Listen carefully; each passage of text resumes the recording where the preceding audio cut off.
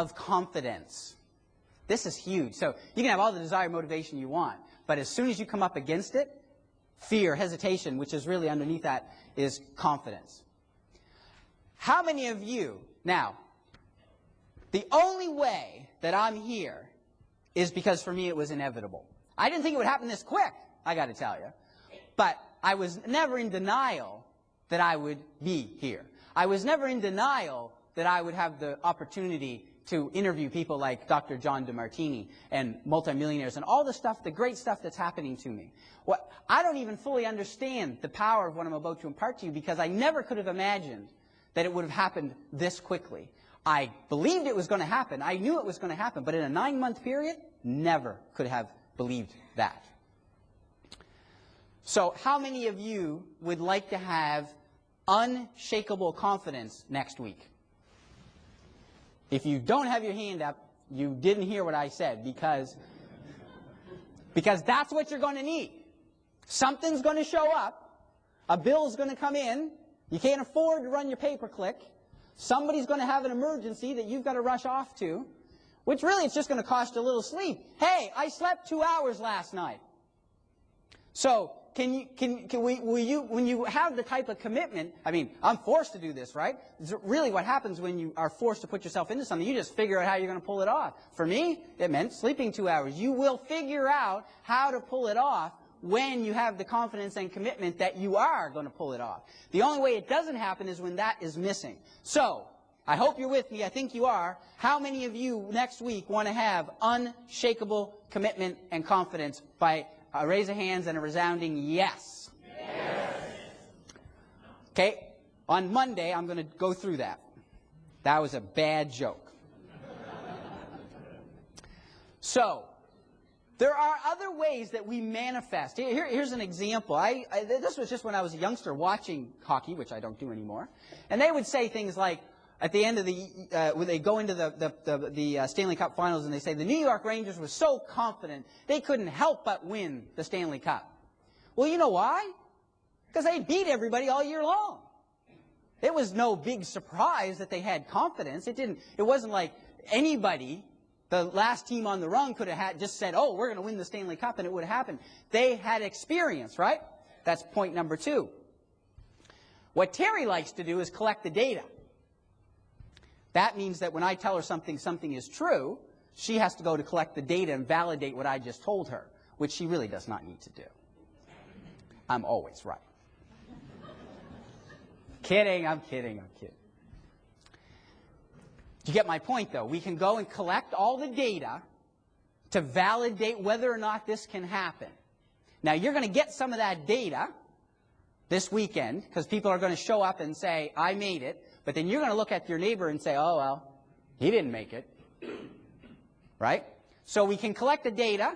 We can have experience that helps us build our confidence. We can be gifted of having... Anybody want to try to fill in that blank? How's this word? Vision. Vision. This is the kernel. Mahatma Gandhi, Nelson Mandela, Oprah Winfrey, all these people, it was inevitable for them because they had a vision that they were just getting to. It wasn't what they wanted. It wasn't what they were motivated to have. It was their clear, distinct, unstoppable vision. And they're gifted with that. It just shows up for them.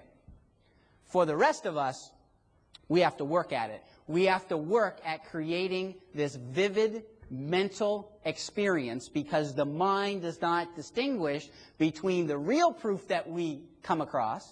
Because wouldn't it be something if you set up a website and 3 days later you made $1,000? Then you'd believe it, right? When it doesn't happen, then you don't believe it, right? So what if we could trick ourselves? What if we could trick ourselves into believing that we just had that experience? You guys see the power in that? Because there's only 3 ways you can get here. So either you get here one of these 3 ways, or chances are you're going to be left to the 5% who actually make it. So it's really your choice. Are you going to gamble to be in part of the 5% by yes or no? No.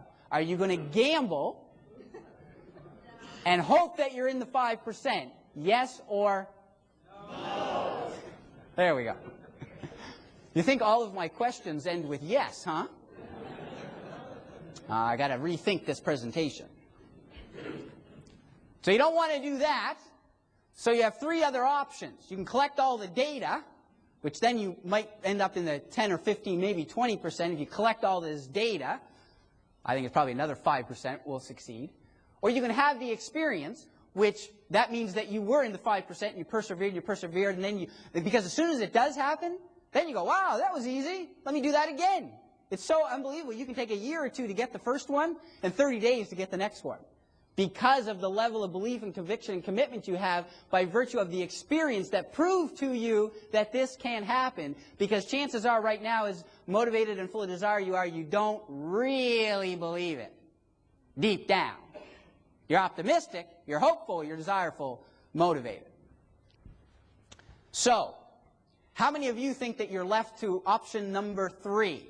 Raise your hand. Okay, let me go over this again.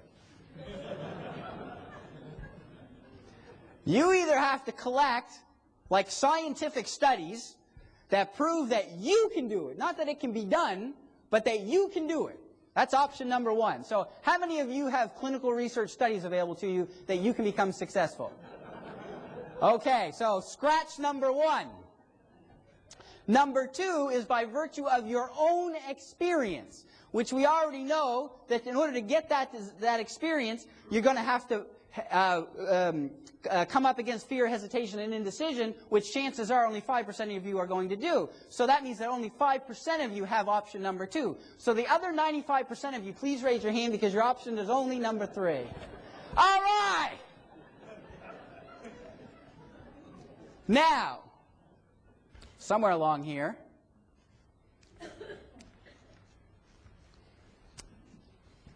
in order to do this, I hate to tell you, you have a gift. Everybody in this room, one of my favorite things, by the way, that I'm going to be doing in 2008 is seminars on discovering your gifts and your purpose. This is a profound thing. Every one of you here is gifted. Only about 1% of you is gifted with vision. It's part of the gift of leadership. They're very rare. Mahatma Gandhi, Nelson Mandela. That's why these guys do it. It's automatic for them. They're gifted.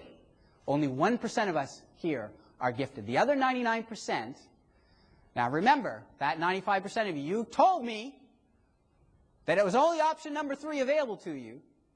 And I'm telling you this because it's going to be a little bit of work. So, is it worth the work? Yes. Because you have to do it repeatedly. And if you do what I'm about to tell you, and you invest literally 10 minutes a day for 30 days, in particular, complemented by your own sense of perseverance, motivation, and desire, guess what's going to happen 30 days from now? You will actually have automated internet marketing income. That deserves a round of applause because we're celebrating in advance.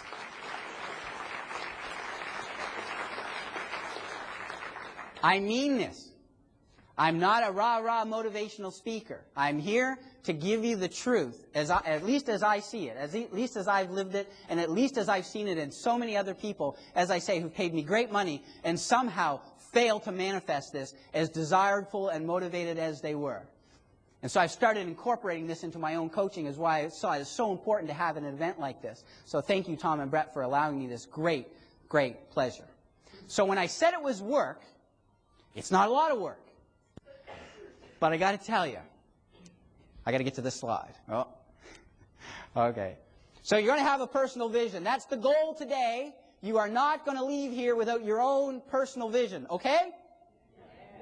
This is the biggest part of the work. In the next hour and a half or so, I'm going to challenge you to honor your commitment to do this work. The biggest work that you're going to do on this is in the next 90 minutes. And it's going to be uncomfortable because you haven't done it before. You're not going to have the perfect place to do it in. You just watch all the reasons you're going to tell me that you're going to do it when you get home. So part of the work is to challenge whatever doubts you have to do this in the next 90 minutes. Can I have your commitment that whatever obstacles get in your way in the next 90 minutes, you're going to overcome them and create your vision? By raising hands and a yes.